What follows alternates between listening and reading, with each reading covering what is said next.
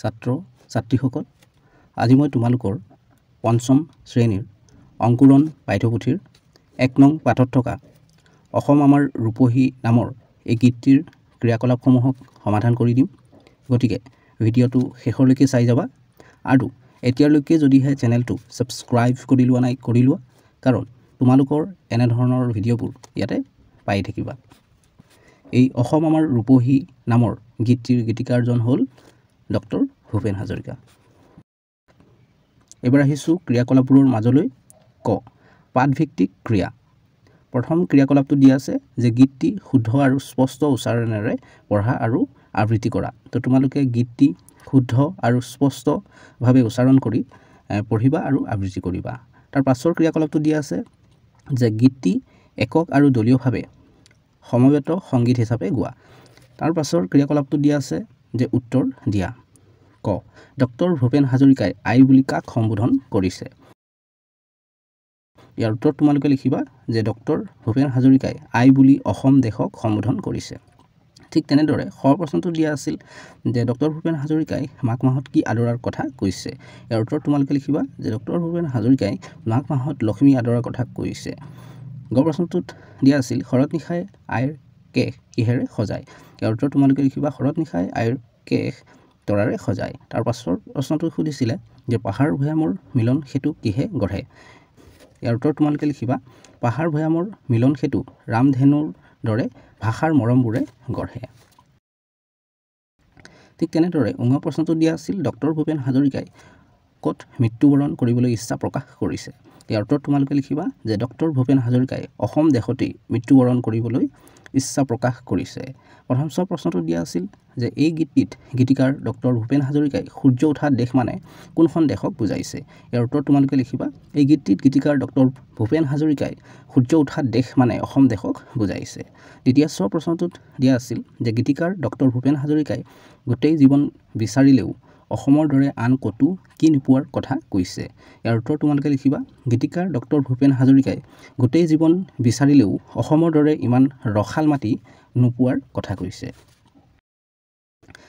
তাৰ পাছৰ প্ৰশ্নটোত দিয়া আছিল যে ডক্টৰ ভূপেন হাজৰিকাই অসমৰ পৰিৱেশ কেনেকুৱা বুলি কৈছে লিখা। ইয়াৰ উত্তৰত তোমালোকে লিখিবা যে ডক্টৰ ভূপেন হাজৰিকাই অসমৰ পৰিৱেশত মুগ্ধ হৈ এই গীতটি লিখিছিল। ভাৰতৰ পূব দিশত সূৰ্য উঠা দেশ বুলি কৈছে। অসমখনক ৰূপহী আৰু ইয়াৰ গুণ অপৰিসীম বুলি কৈছে। ডক্টৰ ভূপেন হাজৰিকাই অসম দেশৰ দৰে ৰসাল মাটি ক'তো নেপাওঁ বুলি কৈছে। অসমৰ সেউজ পৰিৱেশ চিৰ বিনন্দীয়া বুলি কৈছে। বহাগ মাহত শিপিনীয়ে নিজ হাতেৰে তাঁতত বিহুৱান বয় আৰু মাঘ মাহত কৃষকে নিজ হাতেৰে সোণগুটি চপাই আনে। শৰৎ নিশাত তৰাৰে আইৰ কেশ সজায় বুলি কৈছে। অসম দেশৰ মধুৰ ভাষা মৰমবোৰে পাহাৰ ভৈয়াম উভয়ে মিলন সেতু গঢ়ে। ডক্টৰ ভূপেন হাজৰিকা দেৱে অসমৰ প্ৰাণ স্বৰূপ লুইতখনক প্ৰণাম জনাইছে। ডক্টৰ ভূপেন হাজৰিকাই জন্ম লৈছে আৰু এইখন অসম দেশতে মৃত্যু হয় যাতে তাৰেই কামনা কৰিছে। তো তোমালোকে এনেদৰে লিখি দিবা ইয়াৰ উত্তৰত। তাৰ পাছৰ প্ৰশ্নটো দিয়া আছিল যে দলত আলোচনা কৰি বহলাই লিখা। ক প্ৰশ্নটো দিয়া আছিল ৰামধেনু কি আৰু ৰামধেনুৰ দৰে পাহাৰ ভৈয়াম একে কৰা মানে কি? ইয়াৰ উত্তৰত তোমালোকে লিখিবা কেতিয়াবা ৰ'দ আৰু বৰষুণ একেলগে দি থাকিলে বৰষুণৰ টোপালত বা আকাশত সাতোটা ৰঙৰ সমষ্টি দেখিবলৈ পোৱা যায়, তাকে ৰামধেনু বোলে। কবিয়ে অসমৰ বিচিত্ৰতাৰ মাজত একতাৰ কথা ক'ব গৈ ৰামধেনুৰ দৰে পাহাৰ ভৈয়াম একে কৰাৰ কথা কৈছে। শ প্ৰশ্নটোত দিছিল যে লোহিত মানে কি? ইয়াৰ বহল পাৰক কিয় গীতিকাৰে প্ৰণিপাত জনাইছে? ইয়াৰ উত্তৰ তোমালোকে লিখিবা লোহিত মানে হৈছে লুইত। অসমৰ লুইত বুলি ক'লে ব্ৰহ্মপুত্ৰ নৈক বুজায় আৰু ব্ৰহ্মপুত্ৰৰ দুয়োপাৰে নানান ভাষিক নানান জনজাতিয়ে মিলাপ্ৰীতিৰে বসবাস কৰি আহিছে। এনে একত্ৰীকৰণৰ ফালে লক্ষ্য কৰি কবিয়ে লুইতৰ বহল পাৰক প্ৰণিপাত জনাইছে। তাৰ পাছৰ প্ৰশ্নটো দিয়া আছিল যে গীতটিৰ মূল কথাখিনি কোৱা আৰু লিখা। তো মই ইয়াতে এই গীতটিৰ যি মূল কথা সেইবোৰ ইয়াতে লিখি দিছোঁ, তোমালোকে ভিডিঅ'টো ৰখাই পেলাই লিখি ল'বা। আৰু পাছৰ ক্ৰিয়াকলাপটো দিয়া আছিল উত্তৰ দিয়া ক গীতটিত ম আখৰটো 20 বাৰ ব্যৱহাৰ হৈছে যেটো অসম আমাৰ ৰূপহী এই গীতটোত যেটো ম আখৰ হেতু 20 বাৰ ব্যৱহাৰ হৈছে তোমালোকেও কাউন্ট কৰি চাব পাৰা ৰ আখৰটো কেইবাৰ ব্যৱহাৰ হৈছে আৰু ৰ আখৰটো কেইবাৰ ব্যৱহাৰ হৈছে হেতু আমাক খুদিছে তো তোমালোকে লিখিবা গীতটিত ৰ আখৰটো 46 বাৰ ব্যৱহাৰ হৈছে খ প্ৰশ্নটোত দিয়া আছে যে গীতটিত আকাৰ স্বৰ চিহ্নটো 40 বাৰ ব্যৱহাৰ হৈছে এই যেটো আকাৰ এটো 40 বাৰ ব্যৱহাৰ হৈছে ইয়াত কোনটো কাৰ স্বৰ চিহ্ন এবাৰো ব্যৱহাৰ হোৱা নাই বুলি কৈছে ইয়াত এবাৰো যেটো ব্যৱহাৰ হোৱা নাই স্বৰ চিহ্ন মানে যি আ হসেই দীঘই হসৌ দীঘ এইবোৰ কাৰ এ ঐ উ ৰি এইবোৰ কাৰ কোনটো ইয়াৰ ভিতৰত একেবাৰে ব্যৱহাৰ হোৱা নাই বুলি কৈছে এবাৰো ব্যৱহাৰ হোৱা নাই তো ইয়াৰ উত্তৰত লিখিবা গীতটিত ৰি ইয়াত ৰি ব্ৰেকেটত লিখি দিছো ৰি কাৰ মানে এটো আৰু ওপৰত এইখিনি নিলিখিবা এটো টাইপিং কৰোতে হৈ গৈছে গীতটিত ৰি কাৰ তো এবাৰো ব্যৱহাৰ হোৱা নাই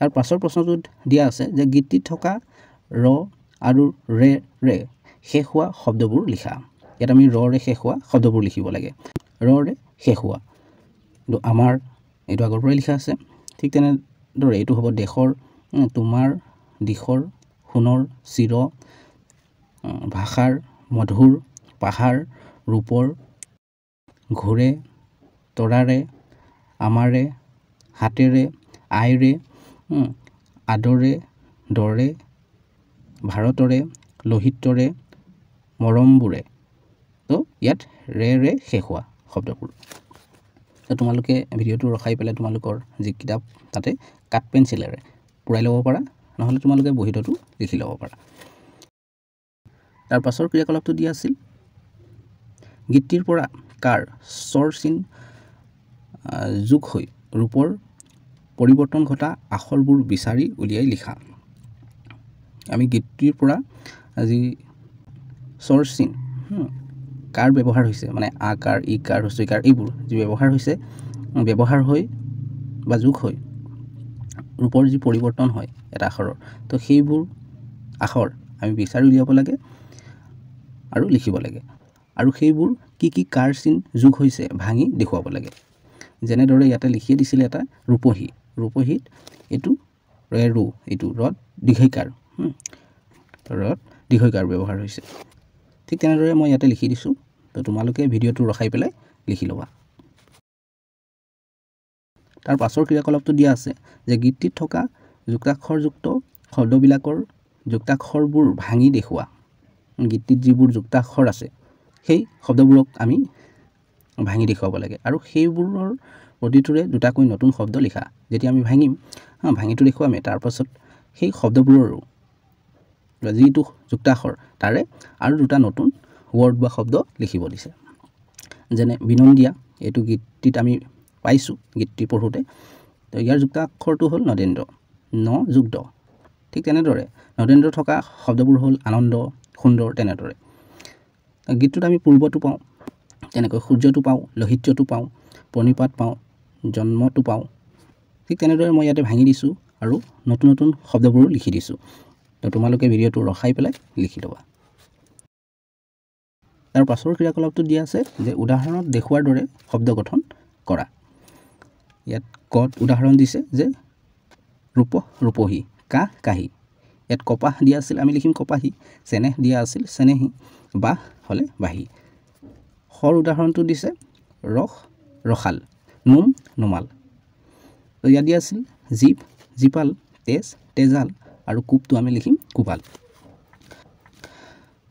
গড় উদাহৰণটো দিছে সোণালী ৰঙালী ঠিক তেনেদৰে ইয়াত আমি ৰূপত লিখিম ৰূপালী জোনত লিখিম জোনালী ভোগালী ঘৰ উদাহৰণটো দিয়া আছে বিনন্দিয়া চহৰীয়া ইয়াত দুখ বুলি দিয়া আছিল আমি লিখিম দুখীয়া নিয়ম বুলি দিয়া আছিল নিয়মীয়া আৰু নগৰ বুলি দিয়া আছিল ইয়াত আমি লিখিম নগৰীয়া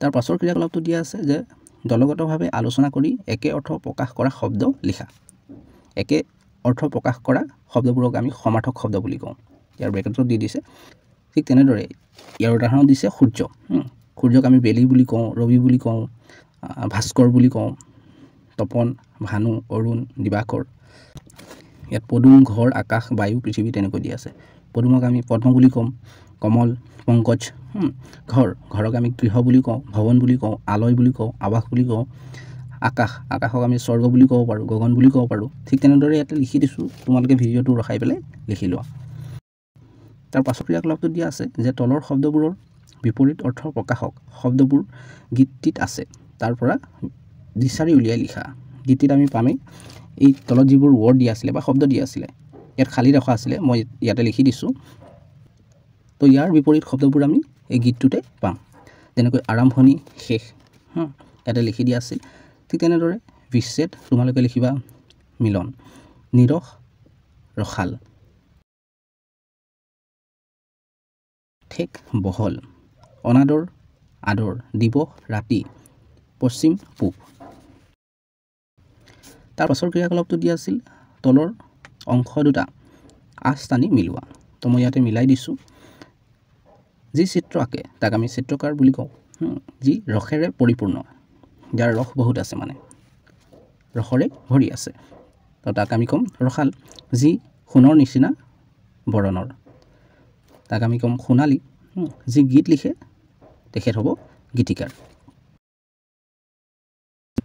তাৰ পাছৰ ক্ৰিয়াকলাপটো দিয়া আছে যে তলৰ শব্দবোৰেৰে বাক্য সজা ইয়াত অলেখ আদৰ পৰিৱেশ সমাৱেশ বিনন্দিয়া তেনেদৰে ৱৰ্ডবোৰ বা শব্দবোৰ দিয়া আছে এই শব্দবোৰৰ সৈতে আমি বাক্য ৰচনা কৰিব লাগে আৰু তেনেদৰে তোমালোকে ভিডিঅ'টো ৰখাই পেলাই লিখি ল'বা তো মৰমৰ ছাত্ৰ ছাত্ৰীসকল ভিডিঅ'টো ইয়ালৈকে আছিল তোমালোকৰ অংকুৰণ পাঠ্যপুথিৰ অন্য পাঠবোৰৰ ক্ৰিয়াকলাপসমূহৰ ভিডিঅ'বোৰৰ লিংকবোৰ এই ভিডিঅ'টোৰ তলতে পাই যাবা ইয়াতে ক্লিক কৰি চাই ল'ব পাৰিবা আৰু এতিয়ালৈকে যদিহে চেনেলটো ছাবস্ক্ৰাইব কৰি লোৱা নাই কৰি লোৱা কাৰণ তোমালোকৰ এনেধৰণৰ ভিডিঅ'বোৰ ইয়াতে পাই থাকিবা ভিডিঅ'টো ইয়াতে সমাপ্ত কৰিছোঁ ধন্যবাদ